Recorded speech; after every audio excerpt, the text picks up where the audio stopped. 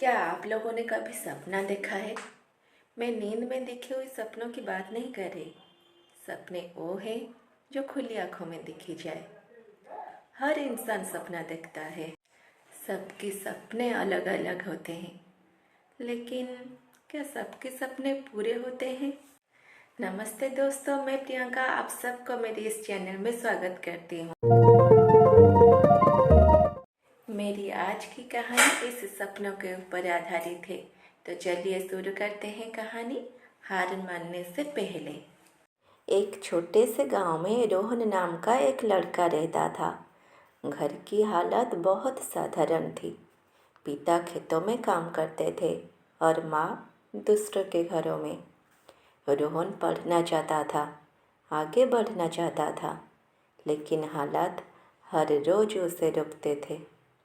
रात को मिट्टी के दिए की रोशनी में पड़ते हुए वो खुद से सवाल करता, क्या मैं सच में कुछ कर पाऊंगा?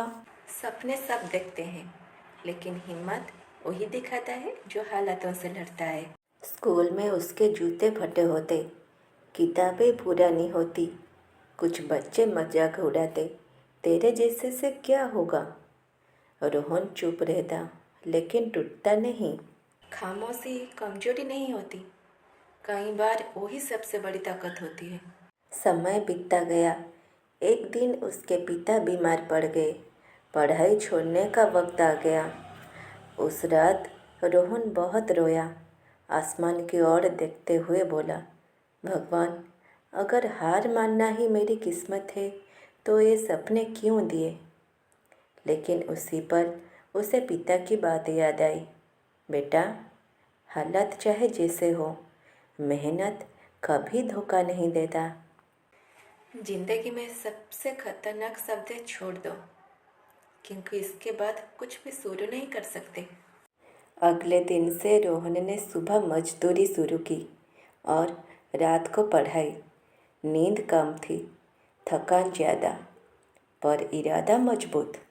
एक दिन उसने स्कॉलरशिप का फॉर्म भरा। डर था, उम्मीद भी।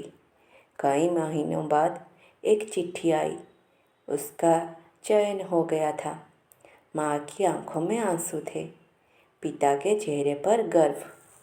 जब इंसान खुद पर विश्वास करना शुरू कर देता है, तभी किस्मत साथ देने लगती है।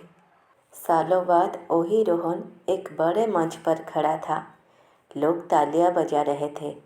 उसने माइक पकड़कर सिर्फ इतना कहा, अगर आप थके हुए हैं रुकिए, लेकिन कभी हार मत मानिए, क्योंकि आपकी जीत आपकी आखिरी कोशिश के ठीक बाद खड़ी होती है। ये कहानी सिर्फ रोहन की नहीं है, ये कहानी हर उस इंसान की है जो आज टूट रहा है लेकिन हार नहीं मान रहा। तो आप सब क्या करना पसंद करेंगे? छोड़ देना या आखिरी दम तक कोशिश करते रहना जब तक मंजिल पा नहीं लेते? मुझे कमेंट सेक्शन में बताना जरूर। फिर नेक्स्ट वीडियो में मिलेंगे ऐसे ही एक कहानी के साथ। तब तक के लिए रहती हूँ। जय जगन्नाथ।